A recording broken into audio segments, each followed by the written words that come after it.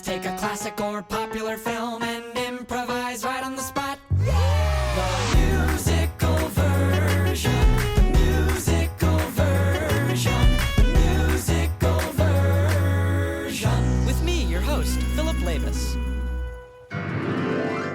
Hello! Welcome to The Musical Version. I'm your host, Philip Lavis, and I'm joined today by Andrew Farmer. Hey, Philip and everybody else. Hey! I've also got Zach Marsh on keys. I got Austin Welsh, our engineer. We don't have Hal today on drums. It's an unplugged musical version. Scaled back. Smooth and sultry.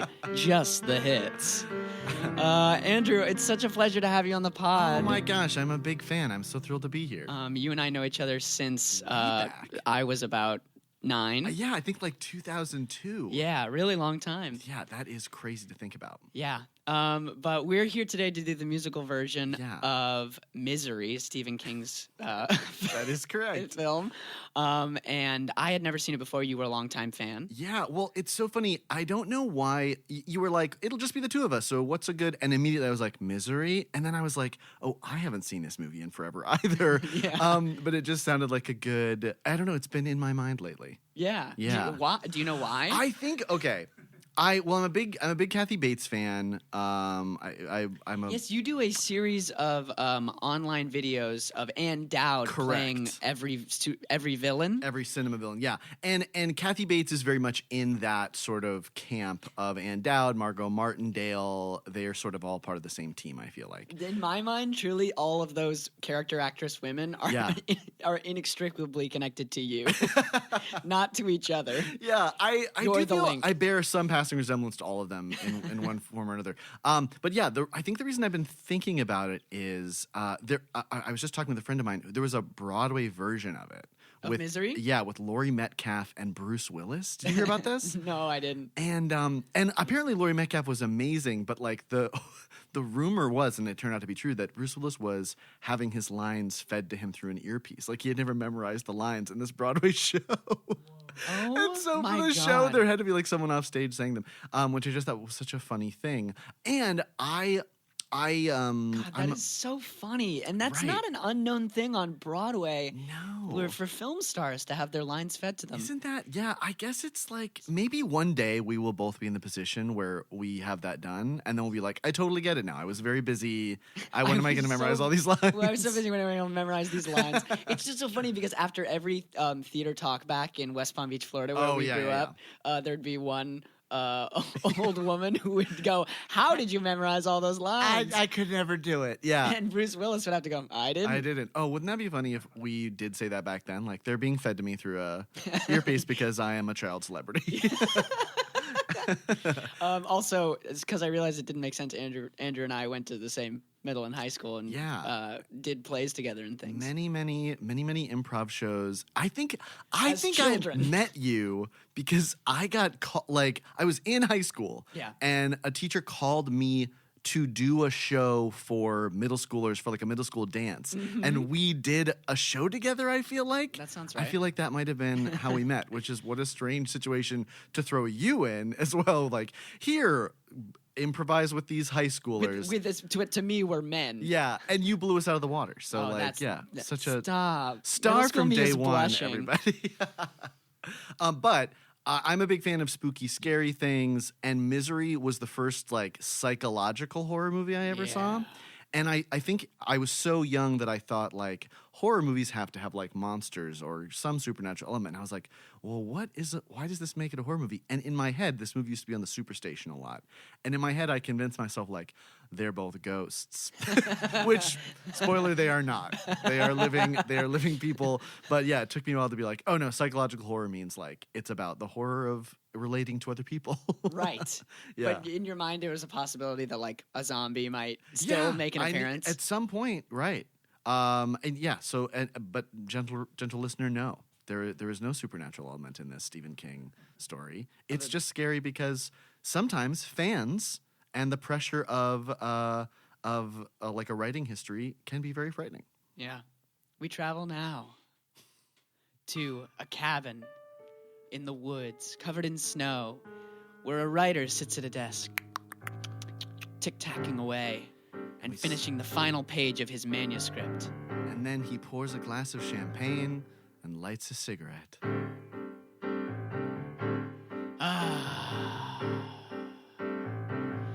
This one's for me. Finally one for me. I've been doing it for the fans for so damn long. But this one's for me. I'm killing off my character. 'Cause finally I'm gonna be free. This one's for me. He walks out into the snowy driveway and gets into a Mustang. This car's for me. Taking it back to my publisher. For too long I was driving for other people. But this car's for me. I'm taking it straight back to New York. Finally gonna be a literature star. And soon live my whole life for me. Live my whole life just for me. The snow's coming down super hard and he begins losing control of his vehicle. This storm's not for me. Oh boy, I can tell that the storm's gonna get in my way. I should have chosen to finish my novel on a less inclement day.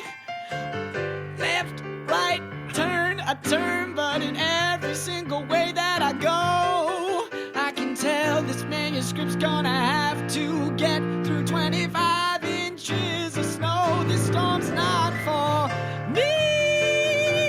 The car flips over again and again and again and goes down a ravine. Smash! This one's not for me. And then we flash back to a trendy 1990 agency where a raspy-voiced but elegant-looking agent named Marcia Sindel is talking to her client, the driver we just saw, Paul Sheldon. Paul, I'm so excited for this new book you've written. Thanks so much. I have to tell you something, though. I'm killing her off. What? But you sold millions of copies with the character Misery. I know, but somewhere along the line, she began to control me instead of me controlling her. I've had to do all these books, all these series of books when it's not what I'm really passionate about. Well, as long as you think it's worth it, you crazy son of a bitch. Marcia, you've been with me through thick and thin. You're so ready to support this just right out of the gate. You've made me a lot of money, honey. My whole scarf collection is thanks to you. And God, is it complete? You have scarves in every color. Scarves in every color. Marcia. Why, I've got blue scarves, green scarves, red scarves. That's it. Yeah. It was a shorter song than I imagined. Right, well, because you only have 3 scarves. Mm-hmm. I'm looking to get a bigger collection. But the important thing is, this new book is going to be a big hit because it's for you. Right. Marcia, I noticed all your cars outside. How many cars do you have? Cars galore. I've got a white car, a black car, and that's all. Oh, you have 2 cars. Yeah, it looks like more cars because they're big cars. Yeah, a lot of windows. limousines. Yeah. A black one and a white one. Yeah, but I'm thinking of getting a navy blue one. Okay, then it'll match your scarves. Yeah. I wonder Yes? I wonder if you're ever going to get out of that car crash. And in the snow, we see a figure dressed in red come and crook open the car with a crowbar, and open it, dragging him out into the snow. I'm your biggest fan. And she lifts him up and heaves him back over the snow and tundra back to her home. Where am I? What is this? What's going on? Hi there. You took quite a spill. Hello. Hi. You've been asleep for 2 days. 2 days. It's okay. I'm a nurse. Oh, My name's Annie Wilkes, Annie, and you're Paul Sheldon. I know. Here, take these. They're called Novril. They're Nov- pain pills. Okay, they're putting them in my mouth.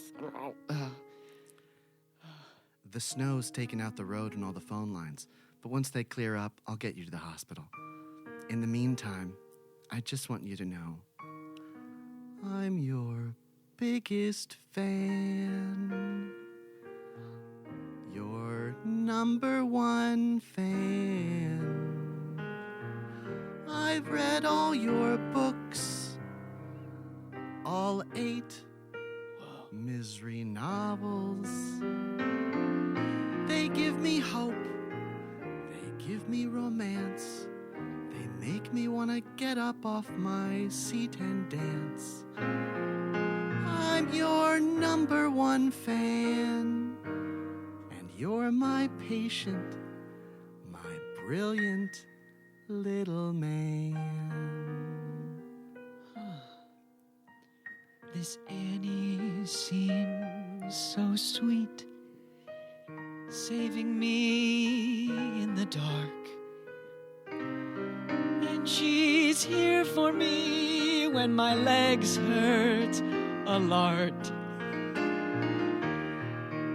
I never knew this was part of my plan, but I've been saved by the grace of my #1 fan.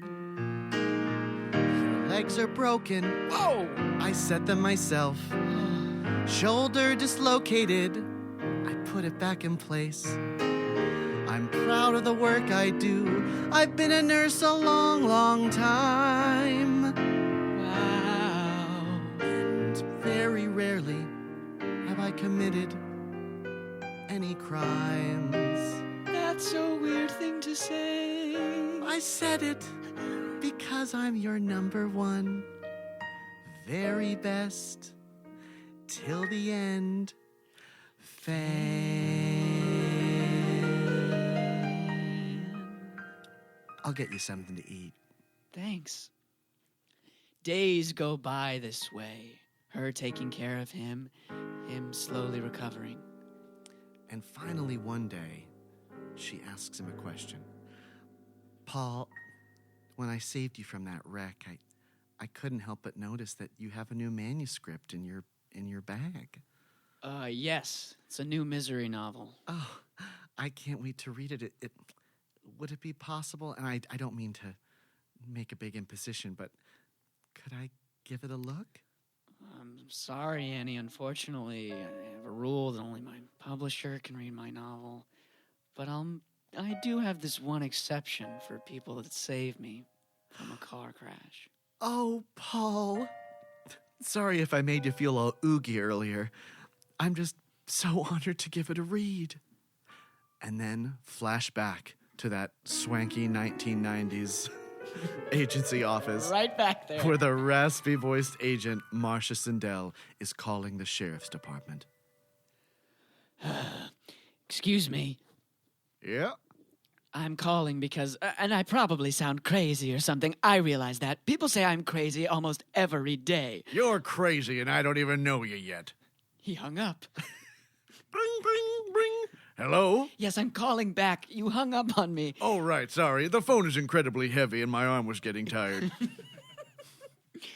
Well, here, look, my writer hasn't come back. His name's Paul. Paul, what? Sind- No, that's your last name. It sure is. Paul, the famous writer of Misery. Yes, Yeah. exactly. He's missing, and well, he was supposed to be back with his new manuscript yesterday, and I know there was that big snowstorm. Mm-hmm. Well, listen, ma'am. I know the big city writer types, and Who are you talking to, honey? oh, that's my sassy old wife. Who the hell are you talking to, you rat bastard? Oh my God, she's angry and she's got a big rolling pin that sometimes we use for sex. Yeah, that's right. You always say that that's what keeps the spark in our marriage. That's what keeps the romance alive. Honey, this is a long-distance call. Don't hang up, just let me talk off your ear. This is the way that we thrive. Listen, I feel like I'm talking to this lady on the phone and then something's going. This might I'm not be. throwing paper airplanes at your Oh, head. God. Ooh, baby, you say in the dark, conflict is what gives our relationship sparks. You wanna work and I wanna play. We make fun of each other all the livelong day. You gotta stop touching my leg. You gotta stop messing with my hair.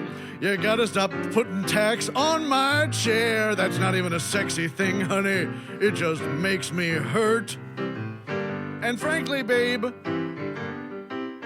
if honestly you're being super frank, the sexiest thing of all is middle school style pranks. I'm gonna put tacks under your chair. Ow! Oh, is that a whoopee cushion over there? oh my God, this is such an embarrassing thing to happen as I'm having a serious work-related phone call.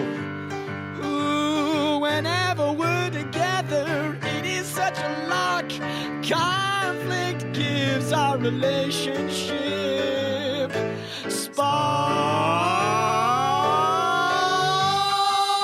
sparks. Anyway, ma'am, I'll check in on the hotel that he was staying at just to make sure everything's on the up and up. Thank you so much. I'm not crazy. And we're back to Annie Wilkes' home. And as time is passing, Paul's beginning to get a little suspicious as to why he's not in a hospital yet. Annie, why am I not in a hospital yet?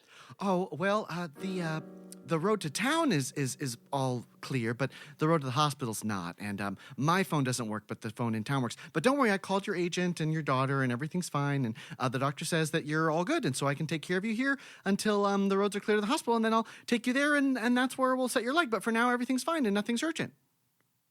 Okay. And I didn't commit any crimes. All right, that's the second time you said that. I know, which, in the scheme of things, in several days, 2 times saying I didn't commit any crimes isn't that shocking of a thing, right? I guess so. It's just I almost never say it. Paul, I hate to talk business while I'm feeding you soup, but Oh, it's everywhere. I started reading your novel. Yeah. And And, you have thoughts? Well, I mean, it's brilliant because you're brilliant. Everything's great, but it's the language, Paul. What do you mean? The dirty words. Oh, Annie, you have to understand, these are, street kids. I grew up in the street. This is how we talk. There's no dignity in swear words, Paul. Normal people don't talk like that.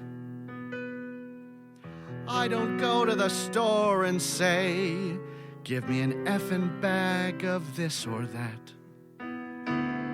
I don't say, how about a cocky doody drink of gin? I don't say, stick it in, because there's no dignity in swear words, Paul. There's no dignity in shit. There's no dignity in boobies. There's no dignity in it. I'm sorry, I didn't mean to get upset. I don't like hearing swear words. And you're better than that.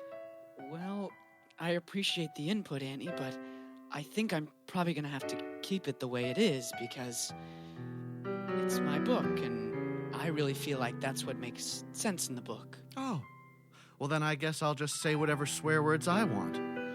Like, oh, look at this Christing blanket. And look at these goddamn sheets. And look at your broken fuck legs. What? And look as I write some tweets. Not tweets! Fire! You're burning me with the soup. Oh, I said fire! You're crushing me with your weight. Yes, I said fuck. Because that's how people talk now, right? Fuck, fuck, fuck, fuck, Ow! fuck. You're crushing me. Ow! Oh, Paul. I'm sorry. Look what you made me do. We don't have to talk about it anymore. Okay. Well, I've been thinking about it, honey, and I think I'm gonna check out some of those Paul Sheldon books. Oh, Lord, I don't even read that terrible stuff. What are you gonna call? I put rose petals on the bed. What more do you need? Honey, I'm reading a misery book. I don't have time for lovemaking. Oh, gosh. Even your best middle school pranks couldn't get me in the mood tonight. Oh, well, I guess I'll just mess with my messy desk and put up more signs that say, there's a sign behind me that says, a clean, organized desk is evidence of a sick mind. Which, what a strange gift to receive. Or maybe I bought it. I don't know. Right, well, either way, keep messing with your clean or dirty desk. Oh, and did you talk to the hotel? Did they say that he left okay and that everything was fine? I forgot to do that. Oh, shoot. Excuse me, hotel manager? Yes? Well, I'm here about Paul Sheldon. Did he check out of here? Why, he certainly did, sir. He comes here to finish all of his books. Right. And he checked out with really nothing. He ordered a glass of champagne, which he always does, and a cigarette, and he left and checked out, paid cash.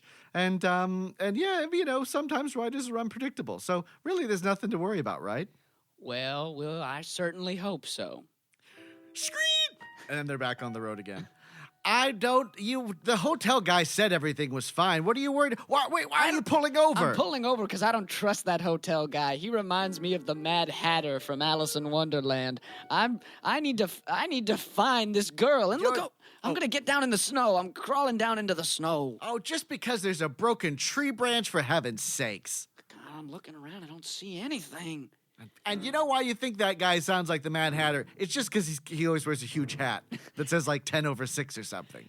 Well, yeah, he dresses like the Mad Hatter. It is confused. He's got a big checkered bow tie. It's weird. It's weird, but I don't... Oh, you're falling through the snow, hon. What's this? It's a tire. No, wait. It's actually, no, it's not. We don't see that until later, I think. Yeah, huh? Yeah, so come on back up here. I thought you said it's a tire, but I guess... What did you say? I said I'm tired of not sleeping in bed with you. All right, honey, let's go home. Thank you, dear. I'm starting to get a feeling in my mind. At first, I thought Annie was totally fine. But as she reads my book, she's got notes, and she's always jumping down my throat. I think this place might not be exactly sublime. Paul, meet my pig. His name's Misery. Misery, the pig. Everything's fine. I didn't commit crimes. I love you so much, I named my pig after your character, Paul. I have some more thoughts. About misery. Misery. Not the pig, your book. I think it's fine, but I have thoughts. I'm starting to think in my mission I may have failed. I thought this place was a paradise, but I think that it might just be jail. And Annie might be my jailer with her sick little device. I don't need anyone to tell me twice. I think that I might be in misery. Misery. Misery. Misery. Oh, what a cruel world. I'm on the last chapter. Misery. Misery. Misery. Misery. Stuck here with this girl. Last page. Misery. Misery. I'm almost done, Paul. Oh, God. Misery. Misery is dead.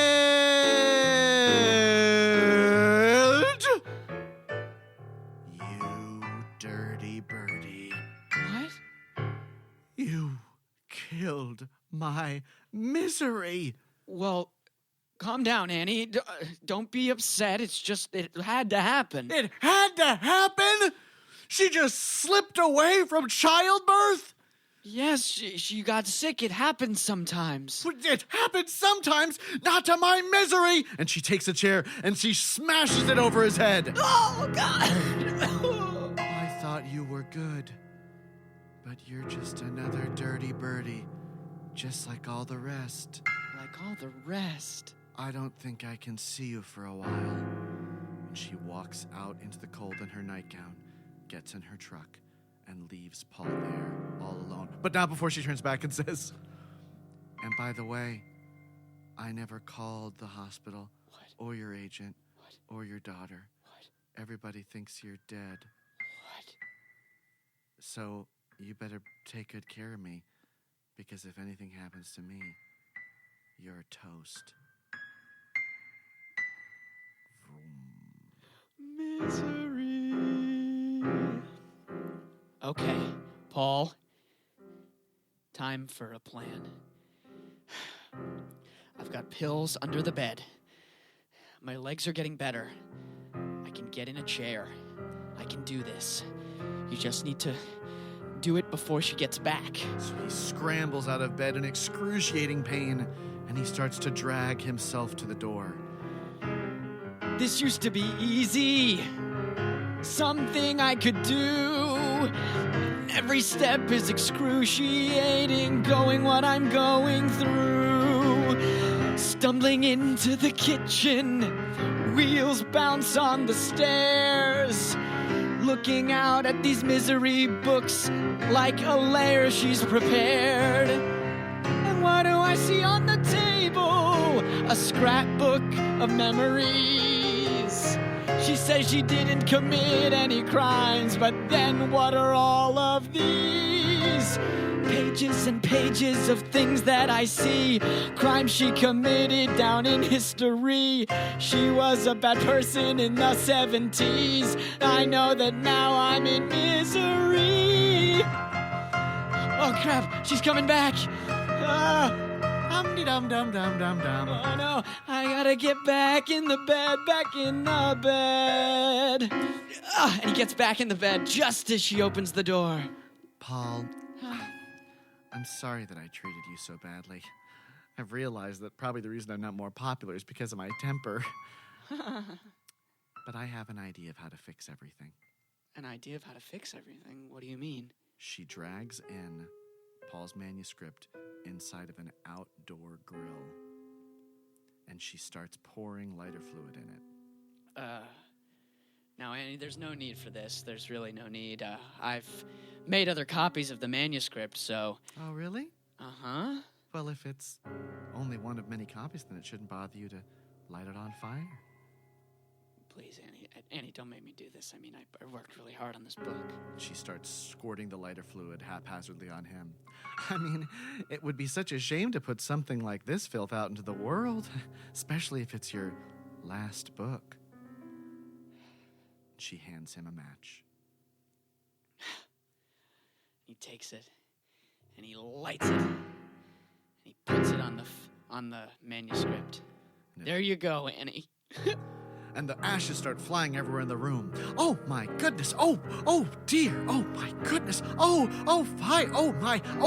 Oh all the fire that it's oh goodness! Oh heavens to Betsy! Oh my gosh! And then she drags it all the way out of the room, and it takes a very long time for this to happen. And Paul falls asleep miserable.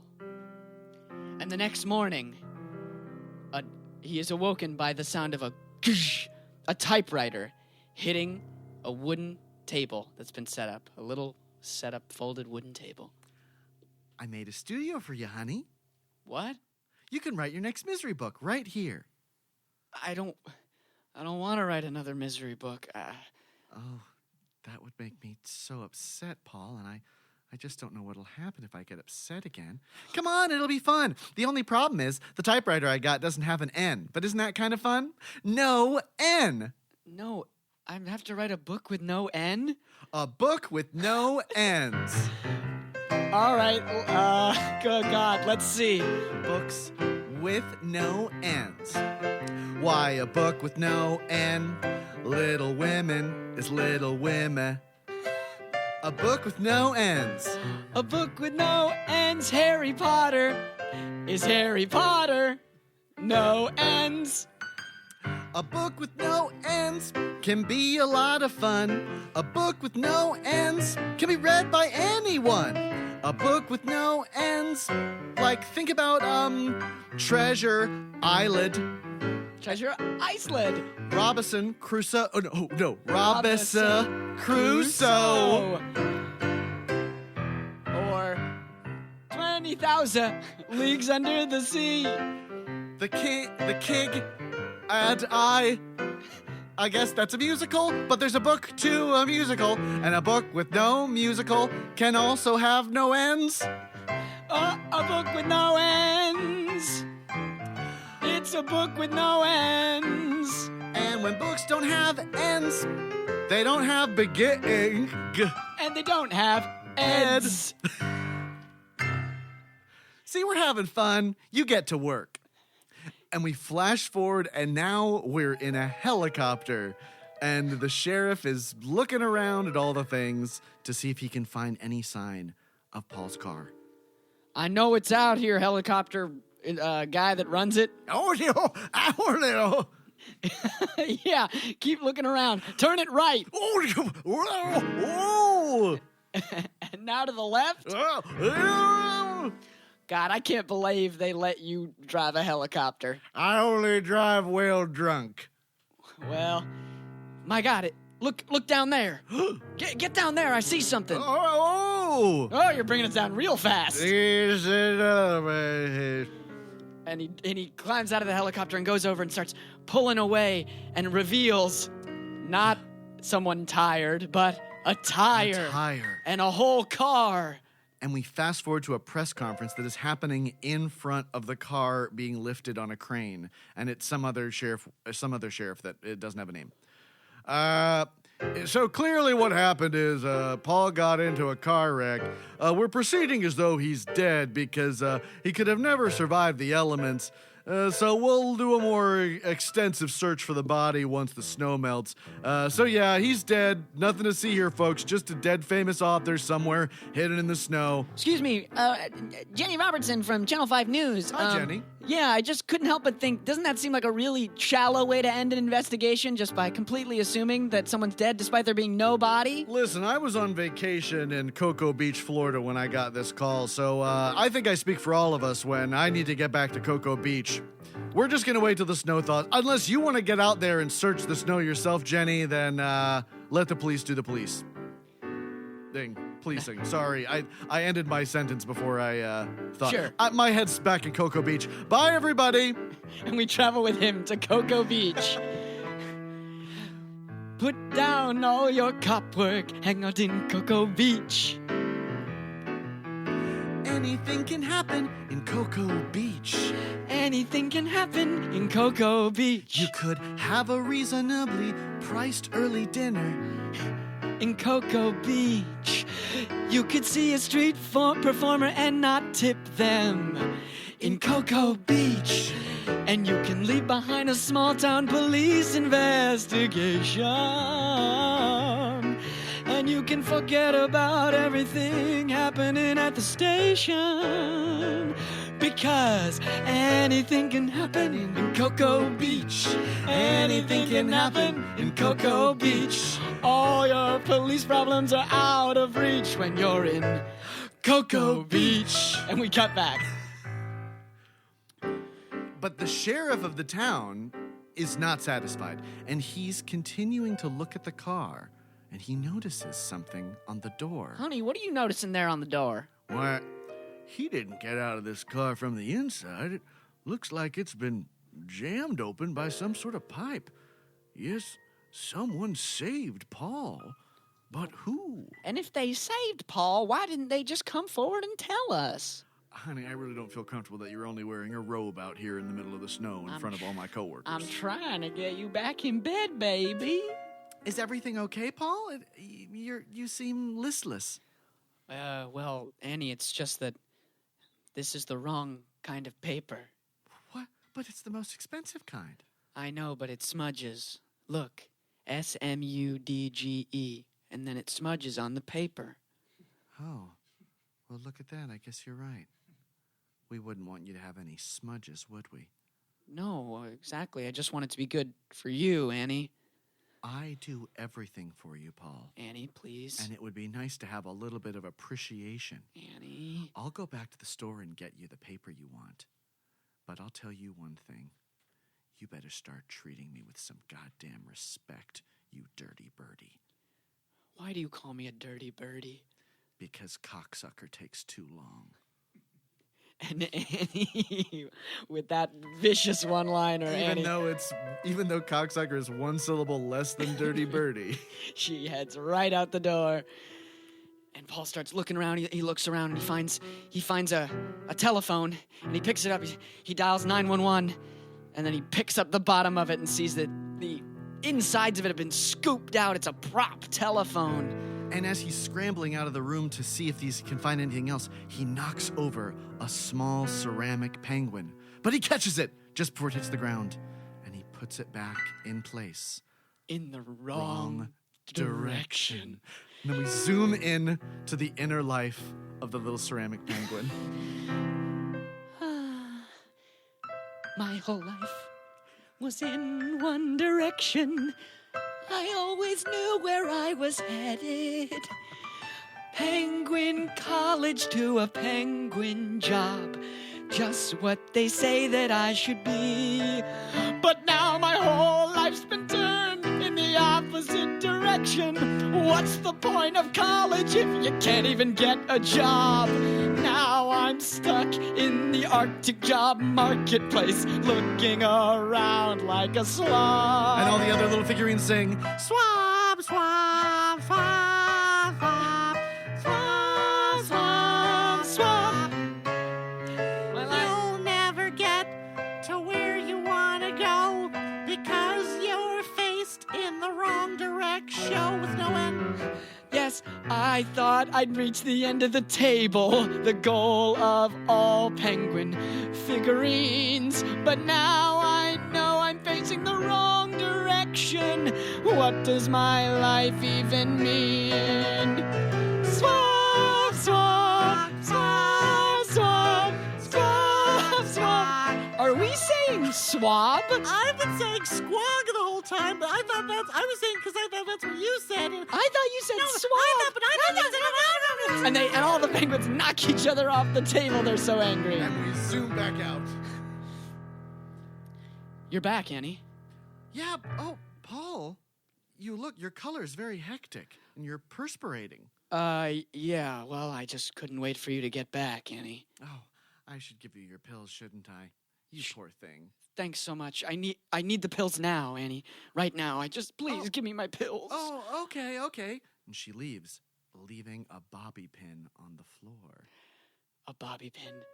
And he scoops it up, and he looks at it. He could use that as a key. Or he could use it in his hair. The ultimate choice. Hair or key? Hair or key? Which will it be? The hair or the key? On one hand, I've got to get out of this place. But on the other hand, my hair is always getting in my face. If I choose to use the key, I know what it could mean. But unfortunately, my bangs won't be nearly quite as clean. Hair or face? Oh, wait, no. No hair or key. I've got to get out of this place. So it's key or face. And then we zoom into the possible side effects of Novril, and it's confusing words in your head occasionally. Yeah. Which explains everything. Yes.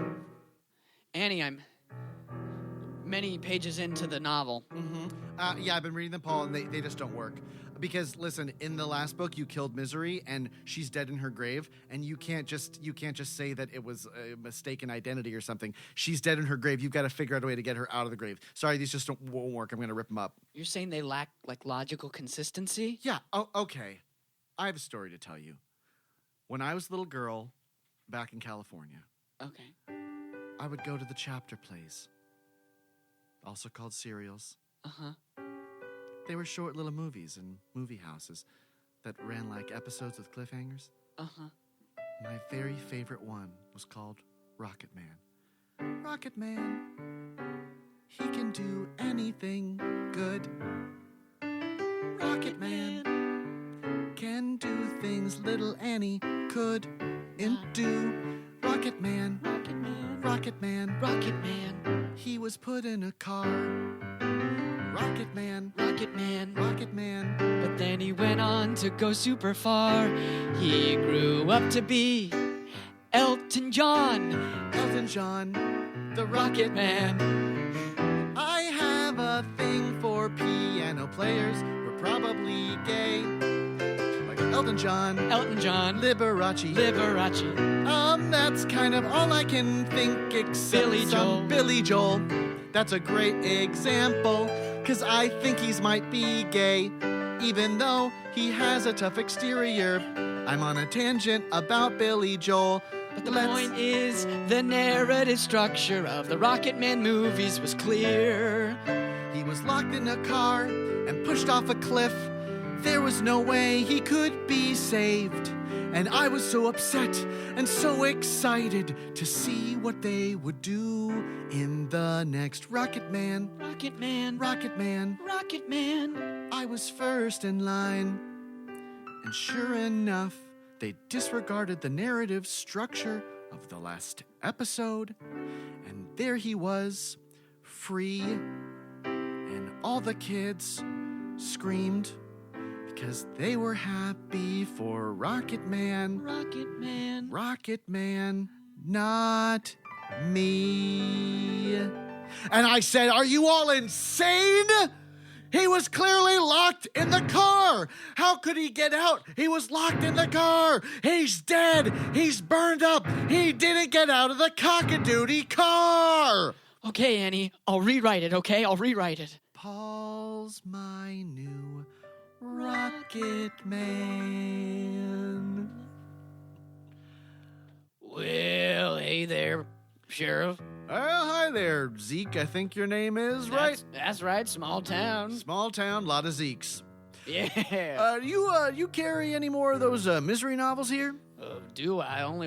They all get bought up by one woman. Oh, really? What's her name? Annie Wilkes. Annie Wilkes. Yeah, the whole town's always talking about Annie Wilkes. Oh, Annie Wilkes is that sweet lady who lives down the road kind of in isolation? Sure, sweet, quote unquote. Oh, what have you heard about Annie Wilkes? Oh, you want to hear the rumor mill about Annie? Let's rev it up. I heard that Annie Wilkes has a little piece on the side. Get out of town. The piece is that she's reading Paul Sheldon. It's the only thing that keeps her alive. You're kidding. She's always coming in. Yeah, she seems so sweet. Always wants to give you a break. Oh, boy. But God help you when her temper goes up the moment that you make a goddamn mistake. Come to think of it, I've seen her yell at pedestrians, yell at drivers, yell at locals, yell at survivors, yell at gravestones, yell at squirrels, yell at the little girl who gives her hair a twirl. She's yelling at policemen and she's yelling at the bus. She's yelling at anybody who passes through us. She yells at sweet kids, she yells at creeps, and the rumor is she even yells in her sleep. Oh, she's a yelling lady, yelling lady, a yelling lady, a yelling lady. I think that yelling lady might be a little bit crazy. She's a Yelling lady. That's what I heard. Have you also heard the rumor that she committed a bunch of crimes? Yeah, that she committed a bunch of crimes and then moved to this town, but she used to be a nurse. Oh, that's a good idea. I'll go to the library. Hello, welcome to the library. Wow, thank you so much. What a chipper librarian you are. Yes, nobody ever comes in, so I feel like I have to entertain myself. I feel like Belle in Beauty and the Beast, like just reading books. Oh my gosh, what a delightful thing. You're even kind of dressed like Belle in a big yellow dress. Yeah, that's right. I wear a big yellow dress and I talk with a clock.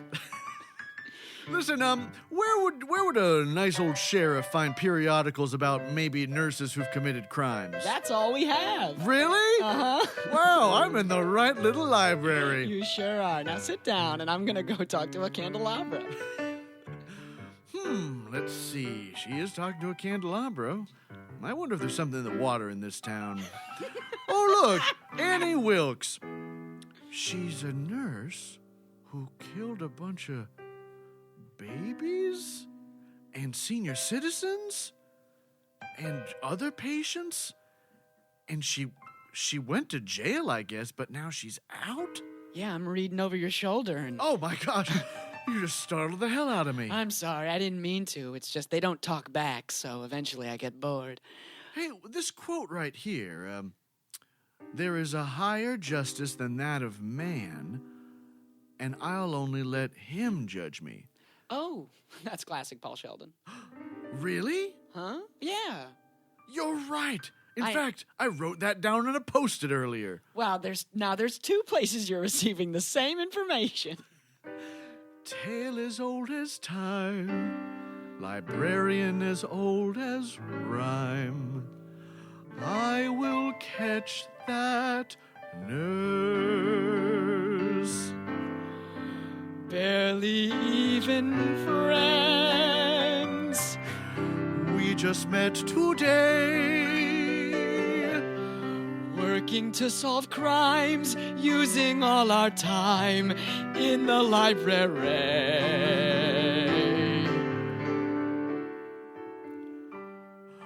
Dewey Decimal Drawers. Criminals and shackles. Oh, we're meant to be.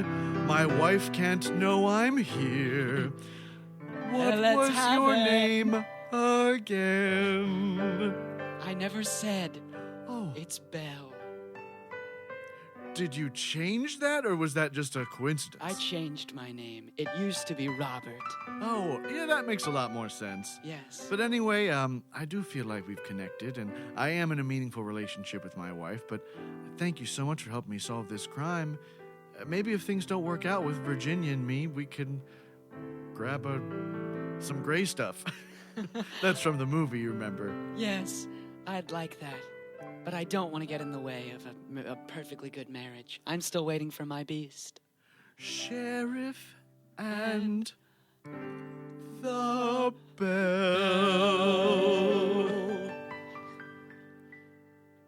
And the sheriff walks up to Annie Wilkes' door, first driving up, and Annie sees that he's coming and runs to his room and administers a paralytic. She knocks him down the stairs down the stairs she goes. He tumbles, and he lands on the floor of the basement. Is anyone in there? Hello. Yes, welcome. Yes, ma'am. You didn't happen to see Paul Sheldon come through here, did you? Paul Sheldon? Well, I love him. I thought he was dead because of all the news that we saw. You wouldn't do anything to hurt Paul Sheldon, would you? My God, no. Flashback. I know you've been out of your room, Paul. And, I'm gonna have to punish you. Punish? No, please, Annie, you don't have to punish me. No, it's okay. I know you're gonna try to get out of here. And have you ever heard of a little thing called hobbling? Is that like Calvin and Hobbes? There's a superstition, a tradition in diamond mines. They call it hobbling to stop people from committing crimes. They knock your legs, knock them in half with a big old block and a sledgehammer.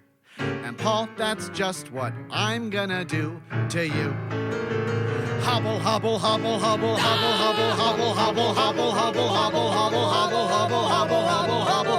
Flash forward. No, I I'd never do anything to hurt Paul. Why don't you come in and take a look and we'll just talk all about him? All right, well, that sounds pretty good to me. I notice you have all his books here. Yes, I know this is going to sound silly, but when Paul died, God said to me that I would replace him, that he wrote a new book and that I could be the new Paul. So can you explain that this manuscript here and these pages? Yeah. So I wrote this, and I know his voice really well. I'll be right back. I'm just gonna go get a big gun. I'm gonna go get some Coco for you. Okay, I love Coco. Help! Huh? Help! And the sheriff runs to the door where he opens it, and at the bottom he sees Paul, and he goes, "Paul?" And then, BAM! His just whole front, it just explodes with shotgun shell, and Annie's up there. And he falls down the stairs. And all hope is lost. And Annie says, "Paul, I think we're just gonna have to kill ourselves." What? Yeah. So I think it just makes sense. Come on up here. I have 2 bullets left in this gun. I'll kill you, and then I'll kill me, and it'll be beautiful. Oh, right? God. This will all be fine. Oh God, Annie, wait. Yes. You can't kill me yet, Annie. Why not? Because I haven't finished the book. Oh. Well, and I'm so close, Annie. Okay, we'll finish it real fast, and then I'll shoot you later. Well, there's something I'm gonna need, Annie. What's that? Come on, Annie. You know me. What do I need every time I finish a book? A match, a cigarette, and a glass of champagne. Because you're superstitious. That's right. Oh, Paul, this is gonna be so beautiful. Misery will be ours to share with the world. Yeah, it's gonna be so great. Okay. I can't wait. You finish it, and then I'll be right back, and we'll have like a beautiful little send-off before we kill ourselves. Great, just what I want too. Great.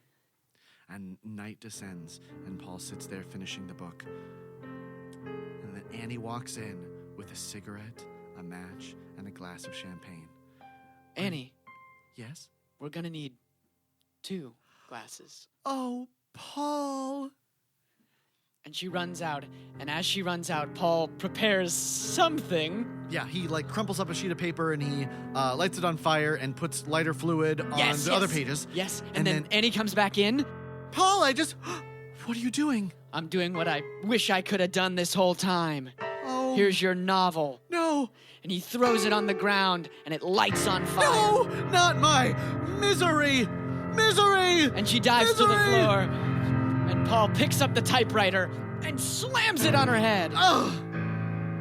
And she catches on fire, and she's struggling, and Paul jumps off, and they're wrestling and shoving each other. Not my misery. Yes, not my misery.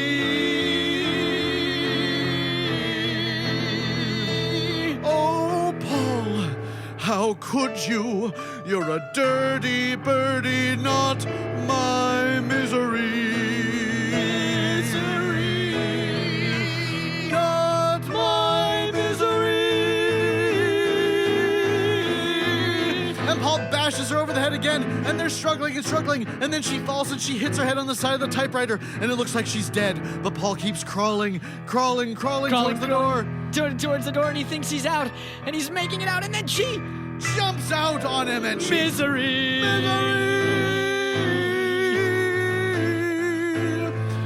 And finally, in a real twist that doesn't have much to do with anything else, he grabs a statue of a pig and he hits her in the face with it. And at long last, the light leaves her eyes and she dies, but not before saying, "I'm your #1 fan."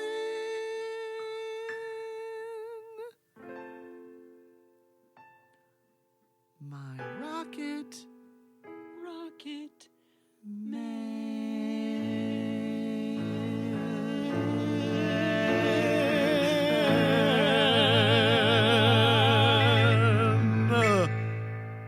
We cut way forward, a year. Paul Sheldon, his leg broken and on crutches, but alive, goes into a fancy New York restaurant and sits down with his crazy... I got a new scarf, Paul. Did you notice? You look great. Listen, I know this is a little bit of a faux pas, but have you ever thought of writing a book about your experience with Annie? Wow, if I didn't know any better, I'd think that you as my publisher were asking me to make a buck off the worst period of time in my life. Oh, Paul, I would absolutely do that. But, have you recovered since then? Does anything strange ever happen? Well, I guess the strangest thing that happens is... Well, if I can be honest... Please do. Every once in a while, in any place, I'll be looking around and suddenly see Annie's face. Hi, Paul. It's me, and me, and me, and me, and me. Feels like she haunts where I go. The best publisher I ever had, though no one needs to know. This one's for them. This one's for Annie. This one's for Annie. Oh, Paul, can't you see me over here? Well, Paul, I'm over here too. Fan. Number one fan. Number one fan. She haunts my dreams like a demon you just can't rid. You can't escape me, Paul. Not even with Rid the spray. Yeah, Rid the spray that gets rid of bugs that would not do. 'Cause Annie's everywhere, in every page, every bit of prose I do. Annie, This one's for Annie. This one's for you.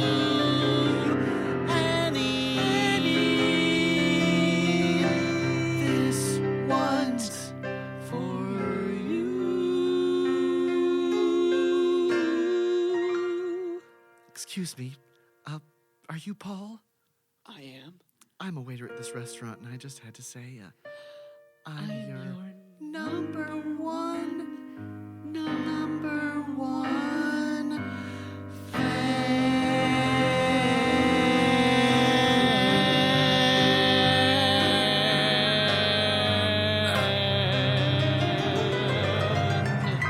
That's real nice of you. Thanks. That was Misery. the musical, starring who were they? Lori Bruce Metcalf. and Bruce Willis through an earpiece. The reason why it seemed like he didn't know his lines is because, not because we were improvising, but because he was getting them fed to him. Yeah, and this whole time, if I ever stumbled over words or something, it's because I'm getting earpieces in through Bruce Willis, who's telling me what to say in a sudden turn of events. Yeah, me and Andrew are both having this fed into us from our interns. Yeah, Bruce Willis is both of our interns. Andrew, thank you so much for doing this. Thanks for having me. Andrew, if people want to stay in touch with you or stay up with what you're doing, where can they find you? Sure, you can follow me on Instagram or Twitter at That's a Jellyfish, and I host a spooky podcast about scary stories with my friend Anna Dresden called Scary Stories to Tell on the Pod. Yes, check out Scary Stories to Tell on the Pod. It's an excellent podcast that I love, and you can. They're so fun together, and they tell all sorts of spooky stories, but not Misery. No, this was so much fun, Philip. Thank you, Andrew. People out there, thank you so much for listening. If you like the pod, be sure to subscribe, rate, and tell a friend about the pod. We appreciate you listening. Also, this is a heads up that in January, we don't have all the details yet, but there are going to be the musical version live shows. So I'll have more dates about those as they come up. But if you're in Los Angeles in January, get ready to get out there. Get ready to get out Get there. ready to get out there. You couldn't have enough notice. It's in the new year. Clear your damn month. Yeah, thank you guys so much for listening. Goodbye. Bye.